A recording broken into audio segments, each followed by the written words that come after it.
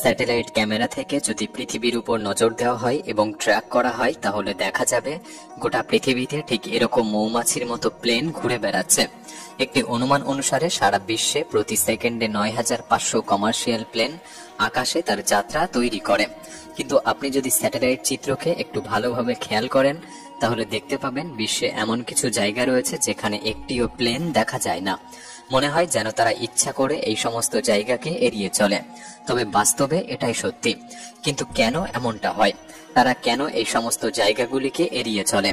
আজকের ভিডিওতে আমরা আপনাকে এমন কিছু জায়গা দেখাতে চলেছি যেখানে কোনো প্লেন উড়তে পারে না, এবং যদিও ভুলবশত উড়ে যায় তাদের সাথে ভয়ানক ঘটনা ঘটে। কিন্তু আসলে কেন? ভিডিওটি সম্পূর্ণ দেখার অনুরোধ। তিব্বত মালভূমি। গোটা পৃথিবীতে হয়তো এরকম একটিও জায়গা নেই যাকে বিমান পাইলটরা এড়িয়ে চলে। যে অঞ্চলটি ২৫ লক্ষ স্কয়ার কিলোমিটার এরিয়া জুড়ে, এবং এই অঞ্চল মোট ৯টি দেশকে অন্তর্ভুক্ত করে। ভৌগোলিক দিক থেকে যদি দেখা হয় এই অঞ্চলটি বিমান রুটের জন্য একটি গুরুত্বপূর্ণ অঞ্চল, কারণ এই অঞ্চল চীন দেশকে ইউরোপ এবং মধ্যপ্রাচ্যের দেশগুলির সাথে সরাসরি যোগাযোগ করতে দেয়। কিন্তু আপনি যদি কমার্শিয়াল বিমানগুলিকে লাইভ ট্র্যাক করে দেখেন তাহলে দেখতে পাবেন এই গোটা অঞ্চলকে সমস্ত বিমান এড়িয়ে বাইপাস করছে। পাইলটদের এরকম করার একটি মূল কারণ হলো তিব্বত মালভূমিতে অবস্থিত উঁচু উঁচু পাহাড়, যে পাহাড়গুলি চীন থেকে শুরু করে নেপাল, ভুটান এবং আফগানিস্তানে এসে শেষ হয়েছে। এই অঞ্চলে পাহাড়ের গড় উচ্চতা হলো ১৪,০০০ ফুট, এবং একটি বিমান সাধারণত ৩৫,০০০ ফুট উচ্চতায় যাত্রা করে। যদিও বিমানের এই উচ্চতা যথেষ্ট, এবং এত উচ্চতা সাধারণত বিমানকে পাহাড়ে বাধাপ্রাপ্ত করে না। কিন্তু প্রধান সমস্যা হলো আপৎকালীন সময়, যখন একটি বিমান আকাশে চলমান অবস্থায় যে কোনো প্রকারের সমস্যার সম্মুখীন হয়, যেমন কেবিন থেকে প্রেসার লিক করা বা ইঞ্জিন কাজ করা বন্ধ হয়ে অক্সিজেনের ঘাটতি পড়া। এমন অবস্থায় একজন বিমানরক্ষীর কাছে মাত্র ২০ মিনিট সময় থাকে বিমানকে ৩৫,০০০ ফুট উচ্চতা থেকে ১০,০০০ ফুট উচ্চতায় নিয়ে আসা। কিন্তু এই মালভূমিতে যেহেতু পাহাড়ের গড় উচ্চতা ১৪,০০০ ফুট, সুতরাং এই স্থানে একটি বিমানকে কম উচ্চতায় নিয়ে এসে যাত্রীদেরকে বাঁচানো সম্ভব হবে না। এছাড়াও আরো একটি কারণ হলো যা এই অঞ্চলে বিমানকে আসতে বাধা দেয়, তা হলো প্রাকৃতিক পরিবেশ। তিব্বত মালভূমির এই পাহাড়ি অঞ্চলে বিভিন্ন সময় ভিন্ন দুর্গম পরিবেশ তৈরি হয়, যা একটি বিমানের যাত্রায় বাধা সৃষ্টি করতে পারে। যার মধ্যে একটি হলো উঁচু পাহাড়ের গায়ে জোরালো বাতাস বাধাপ্রাপ্ত হয়ে তার গতি ঊর্ধ্বমুখী হওয়া, যে কারণগুলির জন্য আজও একটি বিমান এই অঞ্চলে প্রবেশ করতে ভয় পায়। আগ্নেয়গিরি। ২০২২ সালের জানুয়ারি মাসে দক্ষিণ প্রশান্ত মহাসাগরের টঙ্গা আইল্যান্ডে একটি জলের নিচের আগ্নেয়গিরি বিস্ফোরিত হয়েছিল। যে আগ্নেয়গিরির ধোঁয়া বা অ্যাশ ক্লাউড এতটা উচ্চতায় উঠেছিল যা ইতিহাসের সমস্ত রেকর্ডকে ভেঙে ফেলেছে। যে দৃশ্যটি স্যাটেলাইট ক্যামেরায় রেকর্ড করা হয়, এবং এটি দেখতে ঠিক এরকম ছিল। ধোঁয়া এবং ছাই মিশ্রিত এই মেঘ এতটা উচ্চতায় ছিল যা ভূমি থেকে প্রায় ১,৯০,০০০ ফুট। এত উচ্চতায় পাওয়া যে কোনো ধোঁয়া বা ছায়ের মেঘ সাধারণত যে কোনো বিমানের ক্ষেত্রে বিপজ্জনক হতে পারে। এছাড়াও আগ্নেয়গিরির ছাই থেকে তৈরি এই মেঘ একটি বিমানের উইন্ডশিল্ডকেও ভেঙে ফেলতে পারে বা ইঞ্জিনকে অকেজো করে দিতে পারে।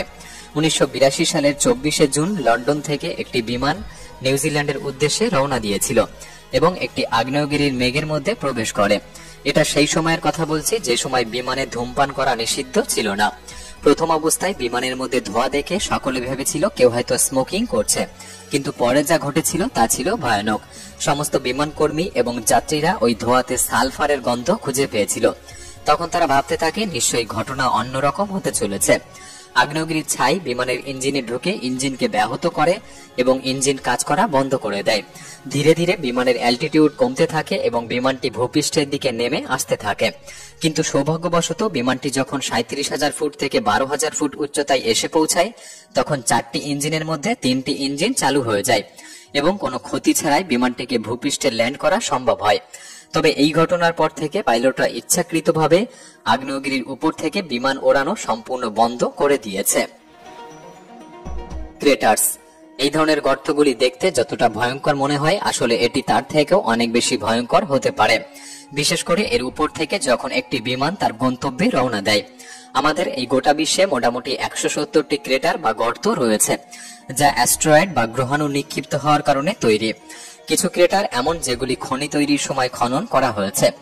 যাই হোক, যখন একটি বিমান হাই অ্যালটিটিউডে এর উপর থেকে উড়ে যায় এটি বিশেষ ক্ষতি করে না, তবে লো অ্যালটিটিউডে ওড়ার সময় এর উপর থেকে যাওয়া বেশ বিপজ্জনক হতে পারে, কারণ এই গর্ত ওই বিমান বা অন্যান্য উড়োযানকে এর ভেতরে টেনে নিয়ে যেতে পারে। এই বিষয়টি যদি পর্যালোচনা করা হয় তখন দেখা যায় এই ধরনের গর্তগুলির মধ্যে উত্তাপ প্রচুর বেশি পরিমাণে রয়েছে, যা গর্ত থেকে উপরের দিকে প্রবাহিত হয় এবং বাইরের ঠান্ডা বাতাস গর্তের ভিতরে প্রবেশ করার চেষ্টা করে। এমন অবস্থায় এই ঠান্ডা এবং গরম বাতাসের মিশ্রণ এই স্থানে একটি ঘূর্ণি তৈরি করতে পারে, যে ঘূর্ণি একটি বিমানকেও এর ভেতরে টেনে নিয়ে যেতে পারে। এই কারণেই কোনো বিমান এমন পরিস্থিতির মধ্যে জেনে শুনে কখনো প্রবেশ করতে চাইবে না। North Korea. নর্থ কোরিয়া পৃথিবীর এমন একটি দেশ যাদের আকাশ সীমা সবচেয়ে ভয়ঙ্কর বলে মনে করা হয়, কেননা এই দেশের সরকার বা ক্রুদ্ধ মিলিটারি বাহিনী আচমকাই যখন তখন মিসাইল লঞ্চ করে দেওয়ার জন্য পরিচিত। এই মিসাইল টেস্ট শুধুমাত্র দেশের মধ্যে সীমাবদ্ধ থাকে না, জাপানের মহাসমুদ্রেও এরা কখনো কখনো মিসাইল নিক্ষেপ করে থাকে।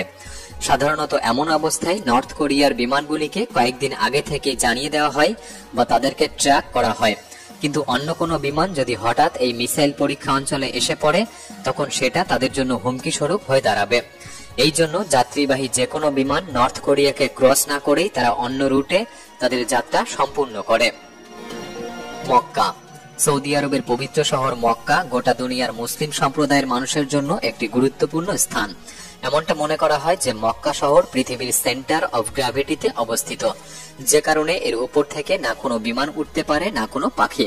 কিন্তু আসলে এমনটা সত্যি নয়। মসজিদুল হারামের উপর দিয়ে যে কোনো বিমান উঠতে পারে না, এর মূল কারণ হলো সৌদি সরকার এই অঞ্চলটিকে নো ফ্লাই জোন করে রেখেছে। এমনটা করার দুটি কারণ রয়েছে। প্রথমত, নিরাপত্তা। মক্কা শহরে প্রত্যেক দিন কয়েক লক্ষ মানুষের সমাগম ঘটে। যদি দুর্ভাগ্যবশত কোনো বিমান হামলা বা এরূপ কোনো প্রকার ঘটনা ঘটে তাহলে সবার জীবন সংকটে পড়তে পারে। এবং দ্বিতীয় কারণ হলো মক্কা শহরের অবস্থান। মক্কা শহর এমন জায়গায় অবস্থিত যার চারপাশ পাহাড় দিয়ে ঘেরা, সুতরাং এর উপর দিয়ে যদি বিমান চলাচল করে তাহলে বিমানের শব্দ পাহাড়ে প্রতিধ্বনিত হয়ে দ্বিগুণ থেকে তিনগুণ হতে পারে, যা মক্কাতে আসা যাত্রীদের জন্য মানসিক অশান্তি হতে পারে। এবং এই একই কারণে মক্কা শহরে একটিও বিমানবন্দর তৈরি করা হয়নি। বিমানের ওঠানামা প্রচুর পরিমাণ শব্দ তৈরি করতে পারে এবং শব্দ দূষণ ঘটাতে পারে। এরিয়া 51। মার্কিন যুক্তরাষ্ট্রের নেভাডা রাজ্যের ৭৫০০ স্কয়ার কিলোমিটার এলাকা জুড়ে অবস্থিত একটি মার্কিন সামরিক ঘাঁটি এবং ষড়যন্ত্র তত্ত্বের কেন্দ্রবিন্দু, যা এরিয়া 51 নামে পরিচিত। এরিয়া 51 যুক্তরাষ্ট্রের বিমান বাহিনীর একটি পরীক্ষা কেন্দ্র, যা নতুন প্রজন্মের বিমান এবং প্রযুক্তি পরীক্ষার জন্য ব্যবহৃত হয়। এটি দীর্ঘদিন ধরে রহস্য এবং ষড়যন্ত্র তত্ত্বের কেন্দ্রবিন্দু, বিশেষ করে ভিন গ্রহের প্রাণী এবং ভিন গ্রহের প্রযুক্তি নিয়ে গুজবের জন্য। যদিও যুক্তরাষ্ট্র সরকার এর অস্তিত্ব অস্বীকার করেছে এবং এখানকার কার্যক্রম সম্পর্কে অধিকাংশ তথ্য গোপন রাখা হয়েছে। সুতরাং চারদিকে পাহাড়ে ঘেরা এই গোপন ঘাঁটি যদিও ভূমি থেকে দেখা সম্ভব নয়, কিন্তু যদি বিমানে চড়ে এর উপরে যাওয়া হয় তবে তা দেখা যেতে পারে। আর এই গোপনীয়তাকে রক্ষা করার জন্যই কর্তৃপক্ষ এই এলাকাকে নো ফ্লাই জোন বলে ঘোষিত করেছে।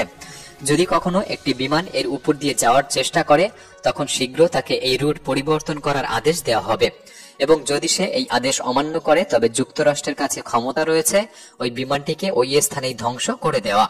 মূলত এই সমস্ত কারণেই এই এলাকাগুলির উপর দিয়ে একটিও বিমান দেখতে পাওয়া যায় না।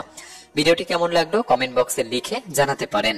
ভিডিওটি ভালো লাগলে একটি লাইক করতে পারেন। তাহলে দেখা হচ্ছে পরবর্তী নতুন একটি এপিসোডে। ধন্যবাদ।